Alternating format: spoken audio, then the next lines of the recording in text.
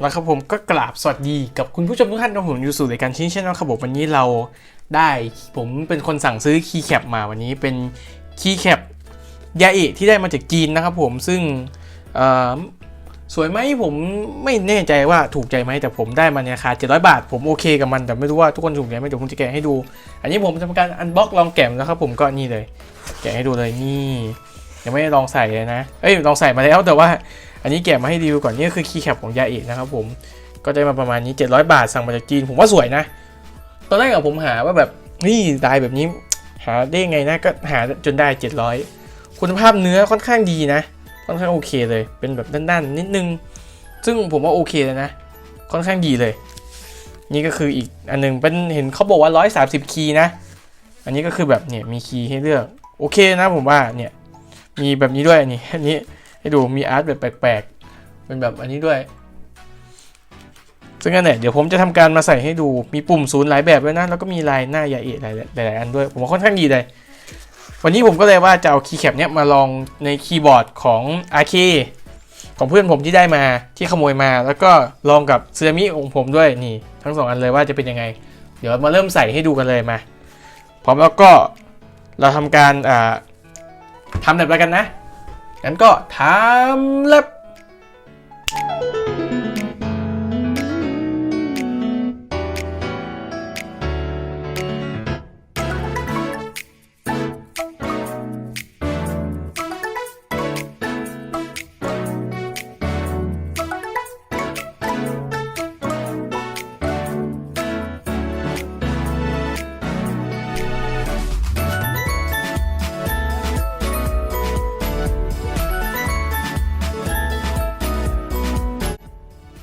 นี่ครับผมเรียบร้อยแล้วนี่เรียบร้อยเลย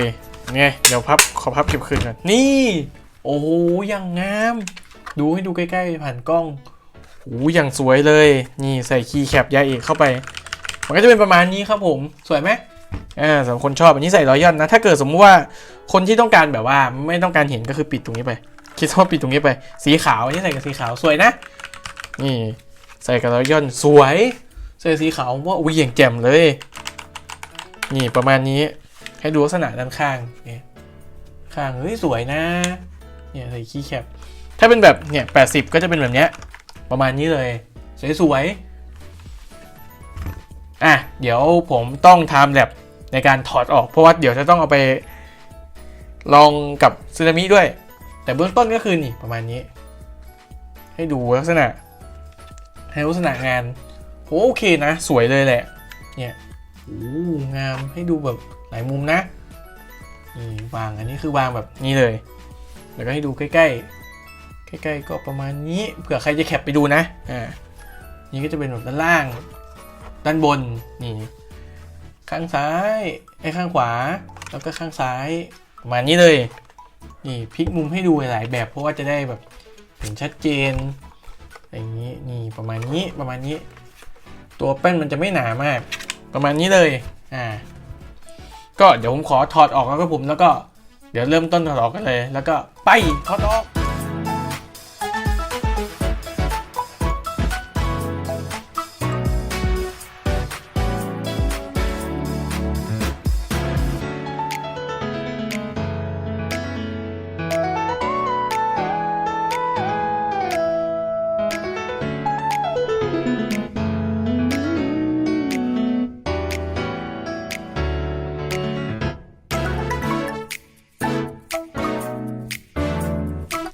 ท่านี้ก็ถอดเสร็จเรียบร้อยแล้วผมจะบอกอย่างหนึ่งว่าที่คีบของไอ้ตัวนี้ที่มันแถมมามันกะโหลกกะลากระปอกก็แก๊กมากดูดิมันจะบอกว่าที่คีบที่ทาง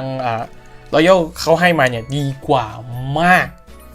อันนี้ก็แก๊กกระดองกระดอยดูดิแบบพลาสติกดูดิอันนี้แบบเนี่ยดูให้ฟังเสียงนะ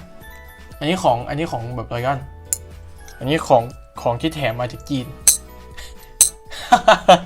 คนละกีดผมบอกเลยว่าถ้าคุณมีของดีกว่าใช้ของดีกว่าอย่าไปใช้ของเขาบอกเลยบอกเลยว่าดีกว่าแต่ว่าผมว่าไอ้นี่ดูท้ายแล้วไอ้นี่ยังดีกว่าไอ้นี่นะ ซึนามิให้นี้มาผมว่าไอ้นี่ดีกว่ายอมรับว่าไอ้นี่เนี่ยโอ้โหไอ้นี่ดีกว่าเยอะ นั่นแหละตามนั้นผมแทบจะโยนทิ้งได้เลยอ่ะทีนี้เราถอดมาเสร็จแล้วปุ๊บเราจะลองกันต่อไปนะครับผมคืออันนี้เราย่อนเสร็จแล้วเราก็ออกไปขโมยของเพื่อนมาเดี๋ยวเอาไปขายต่อ หยอกเอามานี่ลองสึนามิกันอเล็กดูดิว่าจะเป็นยังไงเดี๋ยวก่อนอื่นก่อนที่ผมจะลองผมให้ดูดีกว่าว่าดีเทลนี้ผมให้ดูว่าดีเทลที่กล่องมันจะเป็นแบบนี้นี่ที่แถมมาสวยงามนะผมว่านี่โอ้สวยงามเลยสวยงามกระจ่างแจ้งนี่เรียบร้อยอันนี้เป็นอีกตัวหนึ่งผมขอหยิบกันนะต้องหยิบเบาๆเดี๋ยวมันล่วงมานี่อันหนึ่งนี่สวยนะผมว่านี่ให้มาสวยเลยแต่ละอันผมจะไม่ลองกับแบบฟูลไซส์จริงๆนะคือมีฟูลไซส์ที่พอจะใส่ได้แต่เป็นสีดำผมก็เลยไม่ได้ลองเพราะมันเป็นของยี่ห้อเก่าๆแล้วเดี๋ยวมีโอกาสเดี๋ยวให้ลองดูอีกทีนึงแต่ไม่ลองแหละเพราะว่ามันเสียเวลาผมด้วยผมถ่ายตอนค่ำผมมืดก็น่าจะดึกแล้วงั้นเดี๋ยวเรามาใส่กันเลยเดี๋ยวมาใส่ในสึนามิเลยงั้นก็ทำแลบอีกรอบทำแลบไป